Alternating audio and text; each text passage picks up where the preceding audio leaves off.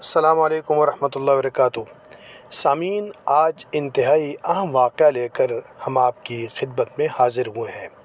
یہ بات تو آپ نے سن رکھی ہے کہ ناحق خون جو ہے چھپائے نہیں چھپتا، اور بے گناہ انسان کا قاتل آخرکار ایک دن قانون کی گرفت میں ضرور آتا ہے۔ یہ جو واقعہ آپ کی خدمت میں ہم پیش کرنے جا رہے ہیں، یہ تاریخ کا ایک حیران کن واقعہ ہے، جہاں ایک شخص نے بے گناہ انسان کا قتل کر دیا، اور اس قتل کا کوئی بھی عینی شاہد نہ تھا، اور اس قتل کے گواہ 2 کبوتر تھے، اور کبوتروں کی گواہی سے وہ قاتل قانون کی گرفت میں آ گیا۔ لیکن یہ سب کیسے ہوا، اس کو سننے کے لیے ہمارے ساتھ رہیے۔ یہ واقعہ ہے عراق کے ایک تاجر کا، جو موصل شہر کا رہنے والا تھا، اور وہ اپنی مال مویشیوں کو لے کر اور تجارتی ساز و سامان کے ساتھ شام کے مشہور شہر حلب کی طرف گیا۔ حلب پہنچ کر اس نے ایک عام سے سرائے کے اندر رات کو رہائش رکھی، اور صبح قریب ہی جو منڈی تھی اس شہر کی، وہاں جا کر اپنی مویشیاں اور اپنا تجارتی سامان برائے فروخت پیش کر دیا۔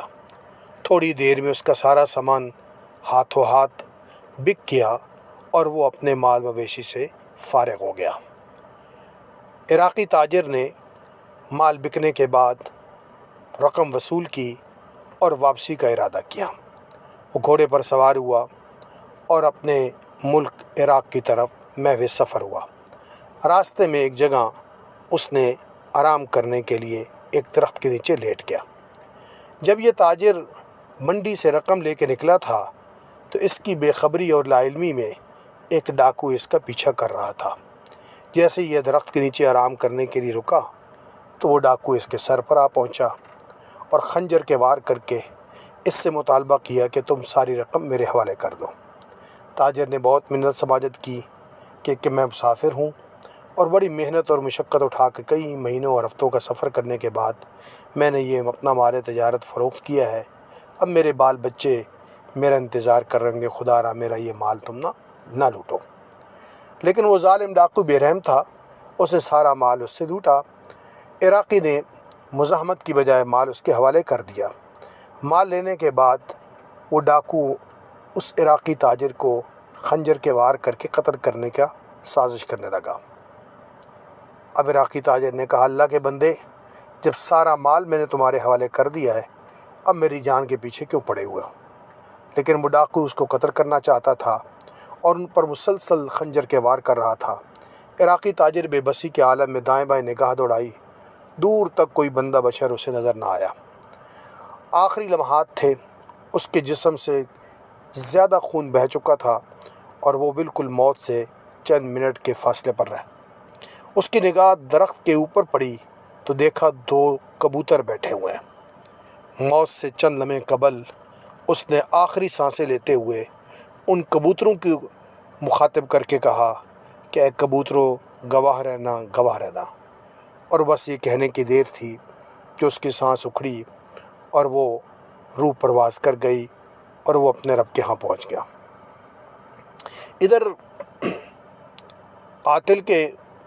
مقتول کے جو ورثاء تھے، وہ انتظار میں تھے۔ جب بہت تاخیر ہو گئی، کئی ہفتے گزر گئے، تو اس کے بچے نے حلب کا سفر کیا۔ شام پہنچ کر اپنے باپ کے بارے میں معلومات حاصل کی۔ اس کے بیٹے کو بتایا گیا کہ تمہارا باپ تو قتل کر دیا گیا تھا، اور اس نے یہ اور یہ سامان خریدا تھا، اور یہاں اس کے تدفین کر دی گئی ہے۔ نوجوان بڑا پریشان ہوا، حاکم وقت کے پاس گیا، حلب کے قاضی کے پاس گیا، لیکن چونکہ قتل کے کوئی نشانات نہیں تھے، قاتل کی کوئی معلومات نہیں تھی، ایک اندھا قتل تھا، لہذا اسے وہاں سے سوائے مایوسی کے کچھ بھی ہاتھ نہ آیا۔ وہ نوجوان آخر کار روتا پیٹتا ہوا اپنے وطن عراق واپس لوٹا، اپنے گھر والوں کو اپنے باپ کی ظالمانہ قتل کی خبر دی، اور اس کے بعد اس نے حلب کے حاکم سے اور قاضی اور گورنر سے اور حکام بالا سے رابطہ کیا کہ کسی طریقے سے میرے باپ کے قاتل کو ٹریس کیا جائے۔ حلب کے قاضی نے فوراً خط لکھا، موصل کے قاضی نے حلب کے قاضی کو خط لکھا کہ اس نوجوان کے बाप के कातिल को ट्रेस किया जाए, उसे गिरफ़्तार किया जाए। लेकिन पूरी कोशिश के बावजूद तमाम तर कोशिशें बेकार साबित हुई और कातिल नामालूम ही रहा। वक्त गुज़रता रहा और इस दौरान बगदाद और शाम के अंदर कहीं काजी आए, कहीं गवर्नर आए, कहीं हुक्मरान आए और वो चले गए। पुलों के नीचे से काफ़ी सा पानी गुज़र चुका था और मकतूल के वरसा भी आखिर थक हार कर बैठ गए। इसे तकदीर इलाही समझकर खामोश हो गए और उन्हें सब्र पे गुजारा करना चाहा। अचानक एक दिन अजीब वाक़या होता है। उस कातिल शख्स के रिश्तेदारों ने, शहर के बड़े रईस था, उसने दावत की जिसमें शहर के VIP लोगों को बुलाया गया।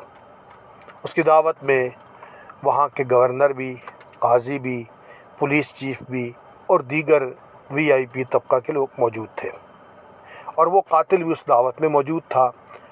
जब दस्तरखान पे अनवा अक़साम के खाने लगाए गए, लोग दस्तरखान पे बैठ गए खाना खाने के लिए, तो इस कातिल के सामने एक बड़ा ट्रे रखा गया और वो ऊपर से ढका हुआ था। जैसे ही इसने वो कपड़ा उठाया तो ट्रे के अंदर देखा कि 2 भुने हुए कबूतर उसके सामने हैं। अचानक उसने कहका लगाया और उसे वो सारा मंज़र और सारा सीन याद आ गया कि जो कत्ल करते मकतूल इराकी ने जब अपनी मौत से चंद लम्हे कबल 2 कबूतरों को गवाह करके कहा था कि तुम गवाह रहना, ये शख्स मेरा कातिल है। कातिल ने कबूतरों को देखा, कहका लगाया, सारा मजमा उसकी तरफ मुतवज्जे हो गया। अचानक उसमें अपनी लाइल्मी के अंदर कहानी शुरू कर दी और लोगों को बताना शुरू कर दिया कि मैंने एक शख्स को कत्ल किया था और उससे माल तिजारत भी हुई, उसकी रकम भी छीन ली थी और यूँ। जैसे ये वाक़या बयान हुआ तो किसी शख्स ने शहर के जाके काजी को ख़बर की और काजी की अदालत में अंदर केस दायर हो गया। यूँ ये नामालूम कत्ल का जो केस है वो ट्रेस हो गया। अब कातिल को गिरफ़्तार कर लिया गया और इस कत्ल की गवाही देने के लिए वक्त का काजी भी, पुलिस चीफ भी और गवर्नर भी, जितने लोग उस दावत में मौजूद थे, सब चूँकि इसकी ज़बान से इस कत्ल की सारी दास्तान सुन चुके थे, सब ने गवाही दी यकीनन यही कातिल है और इसने हमारे सामने एतराफ़ और इक़बाल जुर्म किया है।